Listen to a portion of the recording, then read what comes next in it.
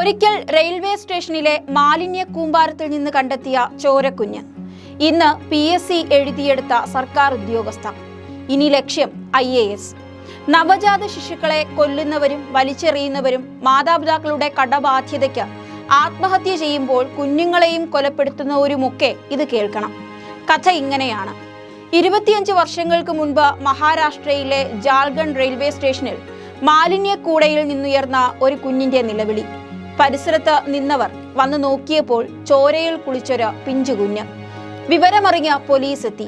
അവൾക്ക് കാഴ്ചയില്ല എന്ന സത്യം അവർ തിരിച്ചറിഞ്ഞു. അവളുടെ മാതാപിതാക്കൾ ഏതെന്നോ എന്തിനാണ് ആ കൊച്ചു കുഞ്ഞിനെ ഉപേക്ഷിച്ചതെന്നോ അറിയാതെ പോലീസും അധികൃതരും ചേർന്ന് അവളെ സുരക്ഷിതമായ ഒരു കൈകളിൽ ഏൽപ്പിച്ചു. അന്ധർക്കും ബധിരർക്കും വേണ്ടി പ്രവർത്തിക്കുന്ന ഒരു പുനരധിവാസ കേന്ദ്രത്തിൽ അവർ ആ കുഞ്ഞിന് മാല എന്ന് പേര് നൽകി. മാല പബാൾക്കർ. പത്മ അവാർഡ് ജേതാവായ 81-കാരൻ ശങ്കർ ബാബ പബാൾക്കർ ആണ് അവളുടെ മാർഗദർശിയായത്. അവൾക്ക് തന്റെ സർനെയിം നൽകി പബാൾക്കർ അവളെ കൂടെ കൂട്ടി. മാത്രമല്ല, അവളുടെ കഴിവുകളെ പരിപോഷിപ്പിക്കുകയും ബ്രെയിൽ ലിപി പഠിപ്പിക്കുകയും ചെയ്തു.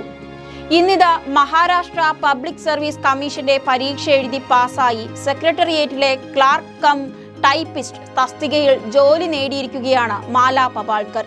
കാഴ്ചവൈകല്യമുള്ള അനാഥരായ കുട്ടികളുടെ ലോകത്ത് തന്റെ രക്ഷാധികാരിയുടെ സാന്നിധ്യമാണ് മാലയുടെ ജീവിതത്തിൽ വഴിത്തിരിവായത്. എന്നെ രക്ഷപ്പെടുത്താനും സംരക്ഷിക്കാനും ഇന്നത്തെ അവസ്ഥയിലേക്ക് എത്തിക്കാനും ദൈവം മാലാഖമാരെ അയച്ചു എന്നാണ് ടൈംസ് ഓഫ് ഇന്ത്യയോട് സംസാരിക്കവേ മാല പറഞ്ഞത്. ഇവിടം കൊണ്ട് പരിശ്രമം അവസാനിപ്പിക്കാൻ മാല തയ്യാറല്ല. UPSC പരീക്ഷ എഴുതി ഞാനൊരു IAS ഓഫീസർ ആകും എന്ന ഉറച്ച വിശ്വാസത്തിലാണ് മാല.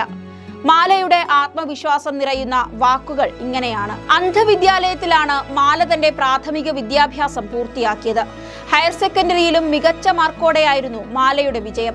2018 അമരാവതി സർവകലാശാലയിൽ നിന്ന് ബിരുദവും government Vidarbha institute of science and ഹ്യൂമാനിറ്റീസിൽ നിന്ന് ആർട്സിൽ ബിരുദാനന്തര ബിരുദവും നേടി. ബ്രെയിൽ ലിപി ഉപയോഗിച്ചായിരുന്നു മാലയുടെ വിദ്യാഭ്യാസം. പരീക്ഷ എഴുതാൻ മാത്രമായി മറ്റൊരാളുടെ സഹായം തേടുകയും ചെയ്തു. പിന്നീട് ദരിയാപൂരിലെ പ്രൊഫസർ പ്രകാശ് ടോപ്ലെ പാട്ടിൽ അവളുടെ വിദ്യാഭ്യാസം ഏറ്റെടുത്തു. MPSC പരീക്ഷകൾക്ക് മാലയെ പരിശീലിപ്പിച്ചതും ആവശ്യമായ മാർഗനിർദ്ദേശങ്ങൾ നൽകിയതും പ്രൊഫസർ അമോൾ പാട്ടീൽ ആയിരുന്നു. കഴിഞ്ഞ 2 വർഷങ്ങളിൽ തഹസീൽദാർ പരീക്ഷ എഴുതിയെങ്കിലും മാലയ്ക്ക് വിജയം നേടാൻ സാധിച്ചില്ല. എന്നാൽ ഈ വർഷം MPSC ക്ലാർക്ക് പരീക്ഷയിൽ അവൾക്ക് വിജയം നേടാനായി.